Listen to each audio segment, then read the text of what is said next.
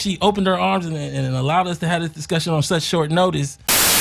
I want to say hey and thank you for doing this, Ms. Williamson. We really appreciate you coming by and having this conversation. Thank you very, very much. I really appreciate you as well. Well, I'm running for the Democratic nomination for the presidency in 2020. My career for the last 35 years has been a field of transformation. I don't think the average American is a racist, but I do think the average American is woefully undereducated about the history of race in America. This society where you just throw this cheap yellow happy face, happy, let's all be happy. Well, some things are actually not very happy. I think we need to move beyond the concept of traditional strategizing into the awareness that there is a quantum field of infinite possibility that arises out of love. This whole idea of how you're going to navigate and who you're going to convince, my career so far, things have worked pretty well for me. Simply saying, what would love do? I'm telling you, this is my experience talking to white audiences. So many white audiences, when I talk about the Black Code laws, when I talk about the 100 years, when I talk about the 40 acres and a mule, when I talk about the Ku Klux Klan, when I talk about the lynchings, when I talk about then what happened full-on white supremacy and segregation at night by 1900, when I talk about the fact that it took 100 years before this was fundamentally addressed, that was another phase of violence. People look at me, it's like no one had sort of presented it for them. Trump has harnessed fear for political purposes. We must harness love for political purposes. Enough. You can't defeat those kinds of dog whistles. You have to drown them out with angel voices. And angel voices emanate not from people who are just angry or having an intellectual or an economic conversation. Angel voices means the power not only of our voices but of our spirits when we're coming from a place of love. We need a miracle. We need something that comes from a quantum field of endless possibility and which we know does occur. So I asked you also, what are your thoughts about HBCUs and do you have any specific... What is HBCU? Historically Black colleges. Well, I would ask you for the most informed information on that. That's a good thing, isn't it? Am I wrong? I would ask you, is that a good thing? Isn't it a good thing? I am convinced that the white woman is God.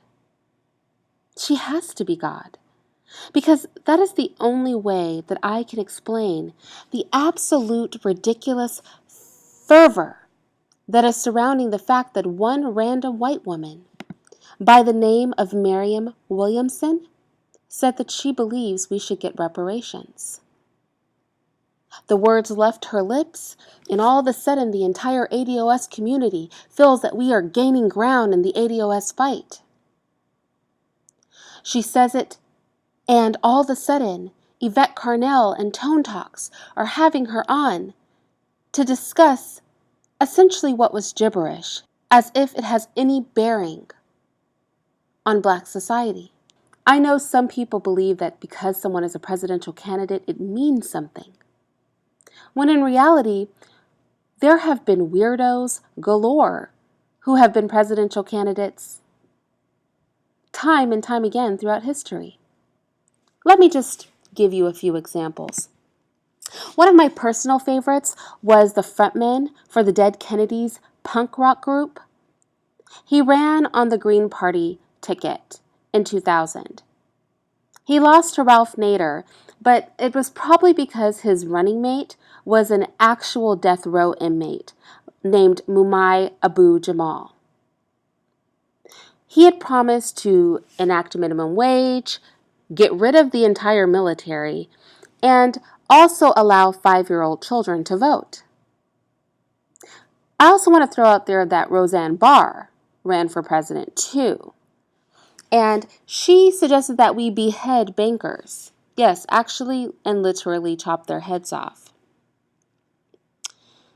But it gets better. Joan Jett Black, She's a writer, similar to Marianne Williamson, who is also a writer. She ran for president not one, but 2 times. She lost, but my point is, she was a presidential candidate.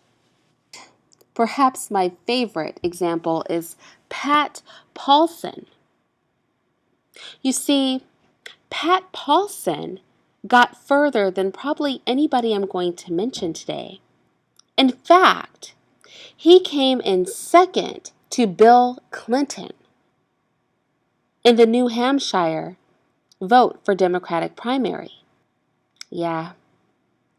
He answered almost every single serious question with a joke. And he wasn't even really trying to be president. He just thought it would be fun to run. So let's talk about Marianne Williamson again, who was interviewed by Tone Talks and Yvette Carnell. I just want to delve a little bit into her past. She is the author of riveting books such as The Age of Miracles, A Return to Love, and Meditations for Weight Loss. So I've shown that almost anybody can run for president. And my problem with Marianne Williamson isn't so much in the fact that she's a hippie kind of new age mixed with Judaic, because she is a Jewess sort of woman. It has to do with the fact that she is literally and actually a complete racist and full of crap. Now, I'll say this for a couple of reasons. Number one, how are you such a promoter of Black people and such a history buff on Black history, but you don't even know what a historically Black college or university is, nor how they were established or why? Also, she hasn't really put her heart into the reparations issue or any research into it, because she named $100 billion as the number when the best and lowest estimates are at $4 trillion to $14 trillion. So make it all make sense.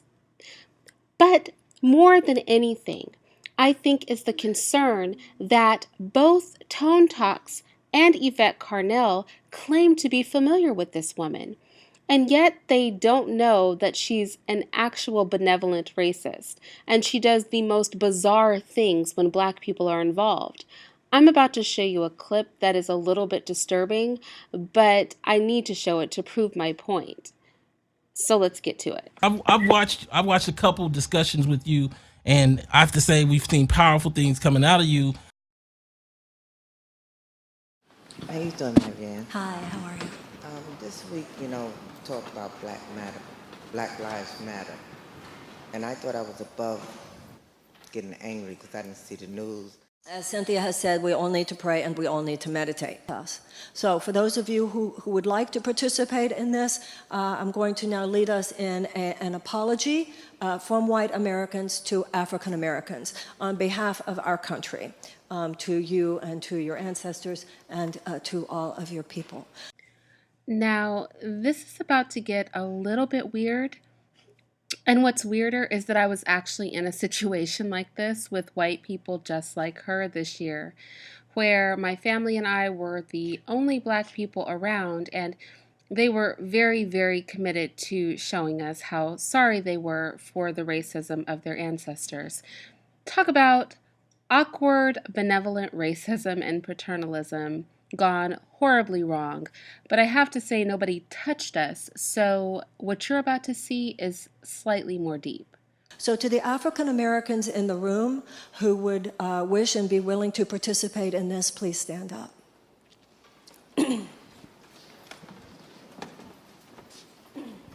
And now I'd like to ask white Americans who are sitting near you to please stand up, and if the African American citizen would be willing to allow a white American who wishes to apologize to you and take part in this to hold your hands.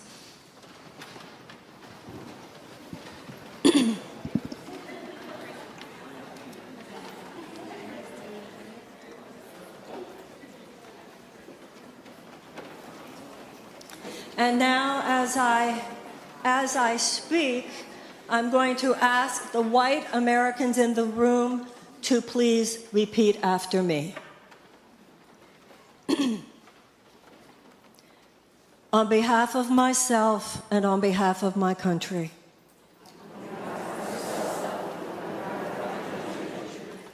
Words have meaning. Why are they saying my country instead of our country? Because it is our country, isn't it? And that's what I mean. Benevolent racists, they don't even really realize that they're racist. Their racism has reached a whole new level where they honestly feel a dedication and protection toward Black people like you would a child or a pet or a plant or any other thing that's not an equal human being. To you and all African Americans, from the beginning of our nation's history, in honor of your ancestors and on behalf of your children, please hear this from my heart. I apologize. Please forgive us. With this prayer, I acknowledge the depth of the evils that have been perpetrated against Black people in America.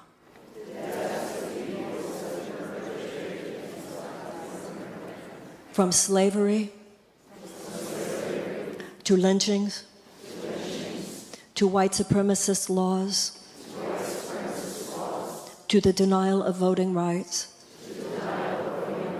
to all the ways, both large and small, all of them evil, all of them wrong, for all the oppression and all of the injustices. I apologize. Please forgive us. For the denial of any civil rights,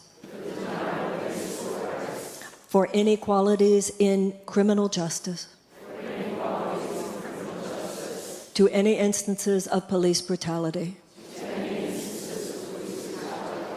to the denial of opportunity, for economic injustice, for any ways that a racial element has played into the perpetration of injustice. I apologize. Please forgive us. With this prayer, I acknowledge the beauty and the genius of your culture. Notice how all their The voices power- went down when they had to say that they recognized the beauty and the genius of our culture. Y'all, she prayed like this for a long time. I'm not going to make us listen to it all, but we do have to listen to a little bit more because it's not that I don't believe that she believes that she's doing something right. It's just that I wish I could put to words. Maybe I can make another video where I can put to words exactly the various ways this entire situation is not okay. The fact that there are actually some Black people crying there is maybe I'm a horrible person. maybe I'm just a monster, and I'm missing something really deep and beautiful here that I should not be. But I'm actually just insulted. I showed this to some Black people, and they were upset that I even shared it with them. So I don't know. I cannot wait to hear your thoughts on what is happening right now. And the genius of those who came before you. The power and the genius of your children and your descendants. And with this prayer, we pray. May your children, may your men be blessed and protected. May your men be blessed and protected. May your men be blessed and protected. May all your men and all your women and all your children be surrounded by angels at this time. And dear God, may a great healing occur. We place in your hands the relationship between black and white Americans. May it be lifted high above and beyond the walls that would divide us. May our hearts be awakened to the truth of our oneness. And racism and prejudice be no more. Dear God, please come upon us and heal our wounded hearts. But to you, my African American fellow citizen, please accept my apology this night. It is for you and for your grandparents and their grandparents before them and their grandparents before them.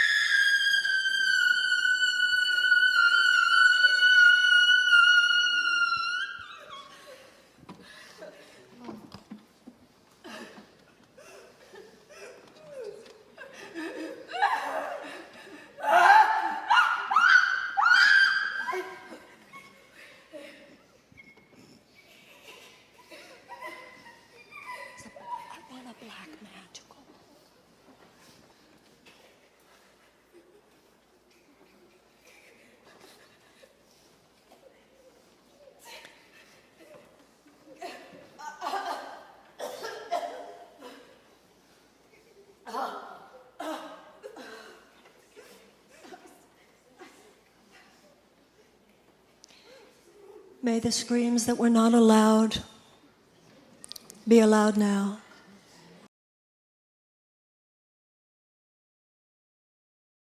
I've watched a couple discussions with you, and I have to say we've seen powerful things coming out of you. So he has seen powerful things coming out of her, and Yvette Carnell reads her books. And so the white woman is God, as we see, and this woman may very well be our next president if black people are willing to pull together and get her into office, and enough benevolent racist whites. You know, people, y'all,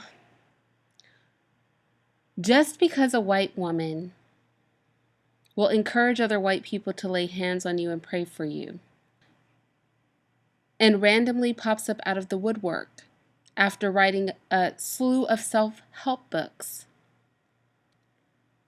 just because she panders to your desire for a check, does not make her the one. Are we so desperate for white approval that we are moving this way? Tone talks about busted a whole cheekbone when she said that if the miracle, she called it a miracle, of her becoming president were to happen, he would personally be invited with Yvette Carnell to discuss reparations when the president doesn't even decide if we get reparations. Okay, look, if we just want to worship white people, y'all, look, if you like it, I love it. I'm just, I can't.